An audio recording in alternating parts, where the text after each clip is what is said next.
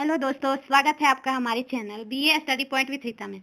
आज हम BA semester 1 के पॉलिटिकल साइंस का सिलेक्टेड क्वेश्चन करने वाले हैं, जो आपके एग्जाम के लिए बहुत ही इम्पोर्टेंट है। इस क्वेश्चन को हम आसान भाषा में समझेंगे ताकि आप एग्जाम में अच्छे नंबर ला सके। इससे पहले हम कुछ ऑब्जेक्टिव क्वेश्चन जो एग्जाम में पूछे जाते हैं वो बताते हैं। तो चलिए शुरू करते हैं।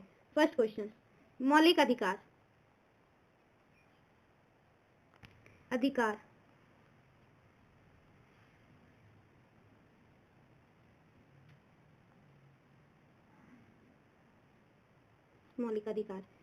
मौलिक अधिकार कितने हैं? 6 मौलिक अधिकार है। और मौलिक कर्तव्य जो है ये 11 है। मौलिक अधिकार जो है इसे अमेरिका के संविधान से लिया गया है, और मौलिक कर्तव्य जो है इसे रूस के संविधान से लिया गया है। कुछ पॉइंट ये सब है, इसे जरूर याद रखें। और जो मौलिक कर्तव्य रूस से लिया गया है, रूस के संविधान को तत्कालीन सोवियत संघ भी कहते हैं। रूस के जो संविधान है इसे तत्कालीन सोवियत संघ भी कहते हैं। और अनुच्छेद 395 और भाग 18 पहले था, फिर 4 और ऐड हो गया, अभी 3 और ऐड हो गया है, अभी 25 है। अनुच्छेद 395 भाग 25 और अनुसूची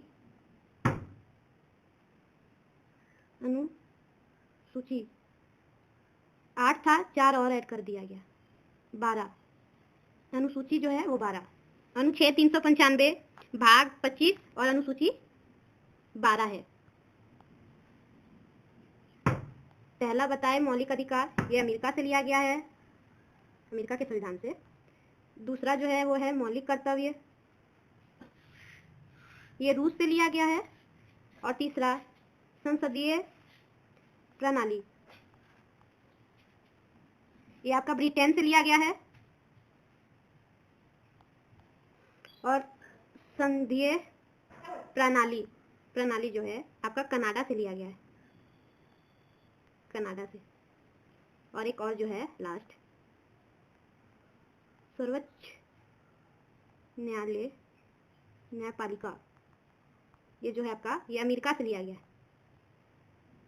ये कुछ ऑब्जेक्टिव क्वेश्चन जैसे हैं, इसे याद रखें। और चलिए अब सब्जेक्ट अपना सिलेक्टेड क्वेश्चन को शुरू करते हैं। First question, political science. भारतीय संविधान के प्रस्तावना का उल्लेख करें। उत्तर, प्रस्तावना का परिचय पहले। भारतीय संविधान की प्रस्तावना संविधान का प्रारंभिक भाग है। मतलब भारतीय संविधान का जो प्रस्तावना है वो संविधान का प्रारंभिक भाग है, पहला भाग है, जो इसके उद्देश्यों, आदर्शों और मूल्य भावनाओं को स्पष्ट करता है। जो कि उसके उद्देश्य, आदर्श और कर्तव्य के भावना को स्पष्ट करता है। इससे अधिकार और संविधान की आत्मा भी कहते हैं। मौलिक कर्तव्य को संविधान की आत्मा भी कहते हैं। प्रस्तावना से यह पता चलता है कि संविधान किन सिद्धांतों पर आधारित है, और प्रस्तावना से यह पता चलता है कि जो संविधान है किन सिद्धांतों पर आधारित है, और किस देश और जो देश है, देश को किस दिशा में लेके जाना चाहता है। प्रस्तावना का मूल पाठ। हम भारत के लोग भारत को एक संपूर्ण, प्रबुद्ध, संपन्न, समाजवादी, पंथ निरपेक्ष, लोकतंत्रात्मक गणराज्य बनाने के लिए तथा उसके समस्त नागरिकों को सामाजिक, आर्थिक और राजनीतिक न्याय, विचार अभिव्यक्ति, विश्वास, धर्म और उपासना की स्वतंत्रता, प्रतिष्ठा और अवसर की समता प्राप्त कराने के लिए तथा उन सब में व्यक्ति की गरिमा और राष्ट्र की एकता और अखंडता सुनिश्चित करने वाली बंधुता बढ़ाने के लिए दृढ़ संकल्प होकर इस संविधान को अंगीकृत, अधिनियमित और आत्मसमर्पित करते हैं। हमारा प्रस्तावना है। प्रस्तावना का मुख्य तत्व। पहला इसका, हम भारत के लोग, इसमें बोला गया है, इसका अर्थ है कि संविधान की शक्ति जनता से आती है। मतलब संविधान की जो शक्ति है, पावर, वो जनता से आती है, जनता ही सर्वोच्च है। दूसरा, प्रबुद्ध, संपन्न। भारत किसी भी बाहरी शक्ति के अधीन नहीं है। मतलब भारत जो देश है वो किसी भी बाहरी शक्ति के अधीन नहीं है, वह स्वतंत्र है। भारत देश स्वतंत्र है, किसी के अधीन नहीं है। तीसरा पॉइंट, समाजवादी। मतलब देश में सभी समान अवसर मिले।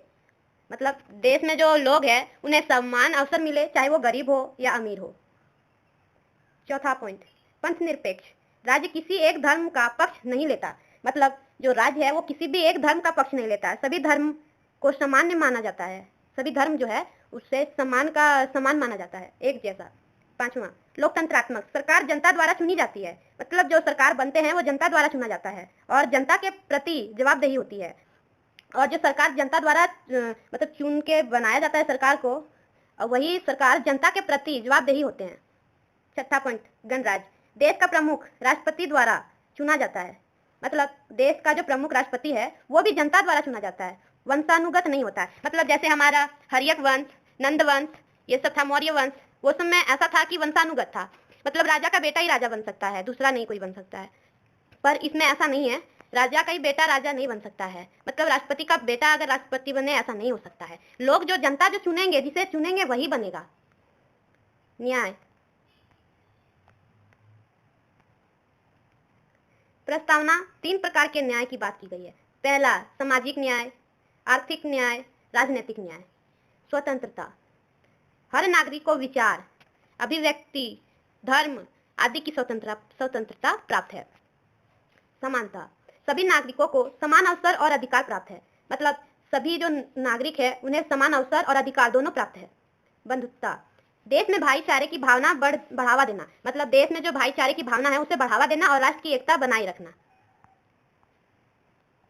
प्रस्तावना का महत्व, यह संविधान की मूल भावना को दर्शाती है, मतलब प्रस्तावना जो है यह संविधान की मूल भावना को दर्शाता है, सरकार के कार्यों के लिए मार्गदर्शन है और नागरिकों को उनके अधिकार और कर्तव्यों का ज्ञान देती है। मौलिक अधिकार जो है वो नागरिकों को उनके अधिकार और कर्तव्य का ज्ञान देता है।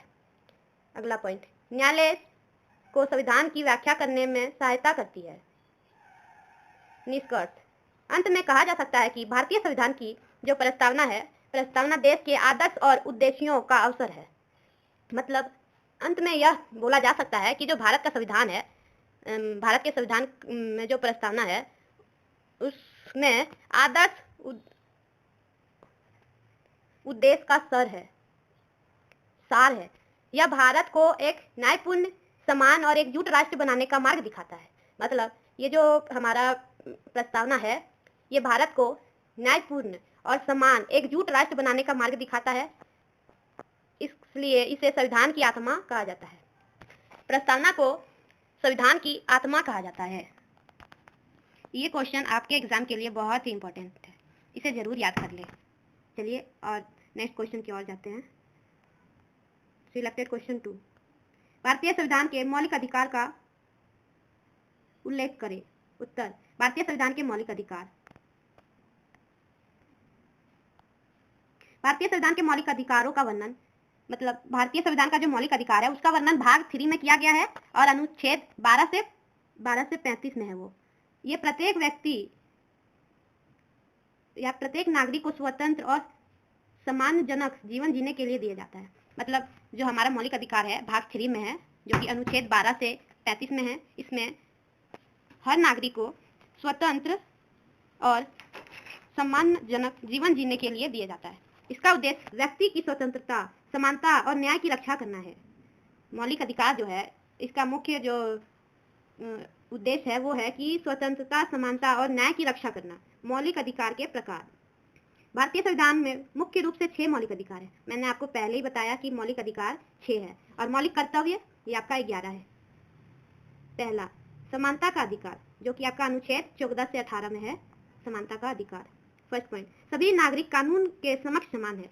जितने सारे लोग हैं वो कानून की नजरों में समान है।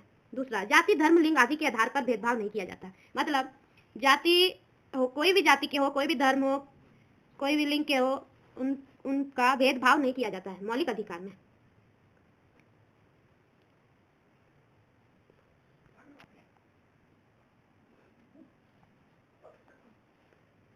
स्वतंत्रता का अधिकार, ये आपका अनुच्छेद 19 से 22 में है।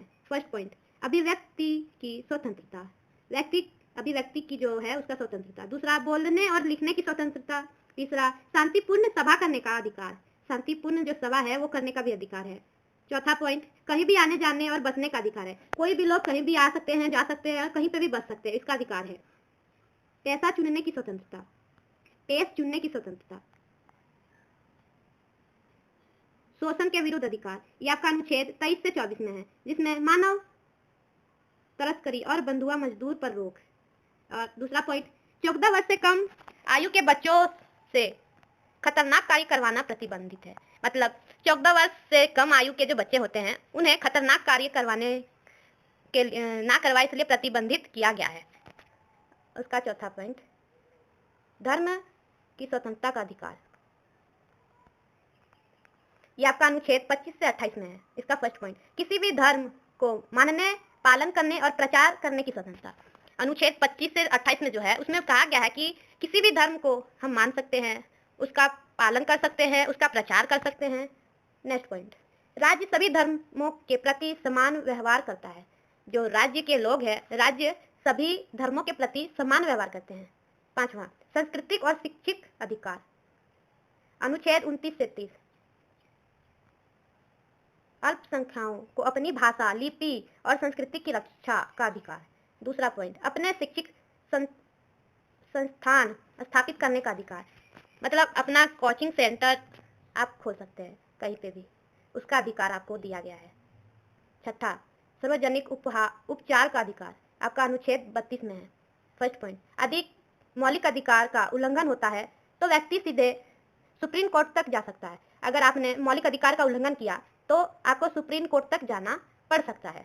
दूसरा पॉइंट, इसे संविधान की आत्मा कहा जाता है। मौलिक अधिकार को संविधान की आत्मा कहा जाता है। किसने बोला था? डॉक्टर भीमराव अम्बेडकर जी ने बोला था। मौलिक अधिकार का महत्व, यह नागरिकों की स्वतंत्रता का रक्षा करता है। दूसरा, सरकार की शक्तियों को सीमित करता है, सरकार की जो शक्तियां हैं उसे सीमित करता है। तीसरा पॉइंट, लोकतंत्र को मजबूत बनाता है। और चौथा पॉइंट, समाज में समानता और न्याय स्थापित करता है। निष्कर्ष, मौलिक अधिकार भारतीय लोकतंत्र की नींव है। यह अधिकार नागरिकों को स्वतंत्रता, समानता और न्याय प्रदान करता है। मौलिक अधिकार जो है वो लोकतंत्र की नींव है और नागरिकों को स्वतंत्रता, समानता और न्याय प्रदान करती है तथा इसके व्यक्तित्व के विकास में महत्वपूर्ण भूमिका निभाता है। अगर आपको ये वीडियो पसंद आया हो तो हमारे चैनल को ज़्यादा से ज़्यादा लाइक करें, कमेंट करें और अपने दोस्तों के पास शेयर करना ना भूलें। आप कमेंट करें कि अगला वीडियो कौन से सब्जेक्ट पे बनाएं। और ऐसे ही BA सेमेस्टर 1 के सभी सब्जेक्ट की तैयारी के लिए हमारे चैनल से जुड़े रहें। धन्यवाद।